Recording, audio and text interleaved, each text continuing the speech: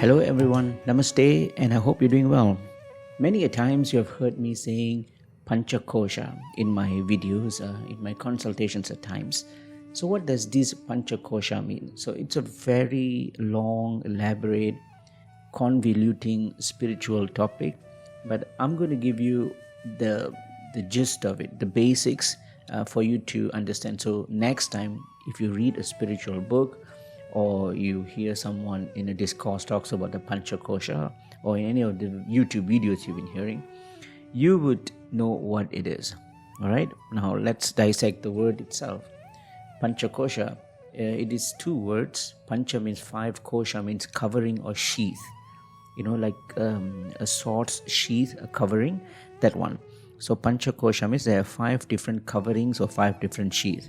Now, the human body consists of five different sheaths. Not just the one that you look in front of the mirror, that's one, but there are five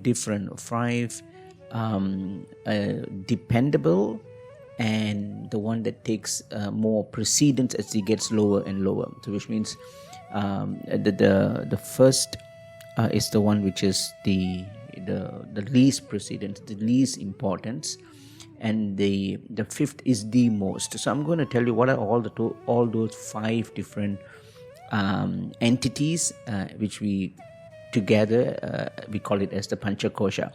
Five sheets of five coverings. The first is called the Annamaya Kosha. Anna means food. So basically it represents the words Annamaya. Anna means food. Maya means the one which is made of, the one which is composed of. So Annamaya means the human body basically needs to nourish with food. So Annamaya means the first part, or the least important of all the fifth coverings, right? So that is the human body. So the one that you look in front of the mirror, that one, the physical body, that is least importance. Now I'll tell you why later on. As I say, this is more of a spiritual discourse topic which I don't think I'm fit to talk about, because this requires some prerequisites of talking about spiritualities. But this is purely on the basis of sharing, right? So the first is the body, right, which is called Annamaya, or the food. Second is the Pranamaya.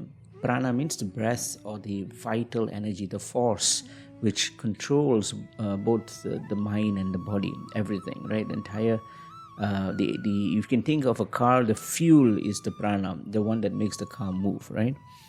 That is the vital energy, I would say, the vital covering or the vital sheath. The third is the Manomaya. Mano means the mind, the manas, okay? The mind is the one that comes after that. So as you can see, it takes precedence. So the energy, right, the Pranamaya takes control of the body, the Annamaya. And now the Manomaya, the mind, takes control of the energy, the Pranamaya.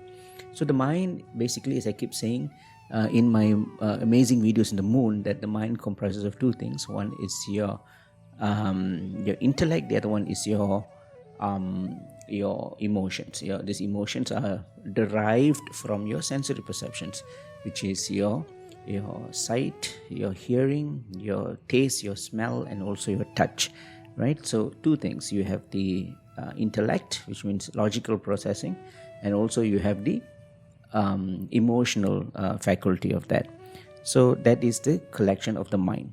Now if you look at the fourth sheath, the fourth covering, which you're going deeper, is the discernment, what we call as the Vijnana Maya. Vijnana Maya means the discernment, right? The ability to choose. So what is it choosing? So as I've said earlier, the one that goes deeper takes control of the one that came before. So which means the discernment, the Vijnana Maya, will control the Manomaya, which means the discernment to choose whether to use intellect or to use emotions. Now if you have read Bhagavad Gita, the first chapter, it talks about Arjuna's grief.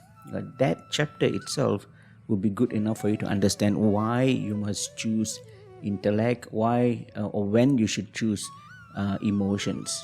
Both are important, and emotions are the one that makes us humans. but usually the emotions will lead us to adharma, bad things. So anyway, I leave that to you.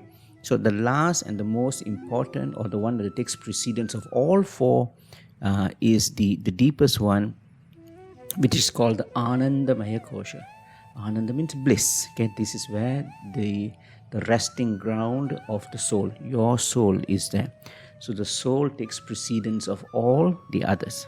So just to let you know, these are the 5 Pancha Koshas. Now, of course, as I said, there are many things you can talk. You can talk for hours. Some people do research for years on just these Pancha Koshas. So it's a very important thing where you can understand. And of course, these are used in our charts, right? In our charts, they're also divided, especially the Vargas, they are divided into these bodies: subtle body, gross body, and the causal body. And all these are segregated in the charts as well. So if you understand these 5 koshas, then your prediction when it comes to the Vargas or the harmonic charts will make more sense. All right, I'm going to stop here right now. I hope this has been informational. So I'll see you in the next one. Thank you. Namaste.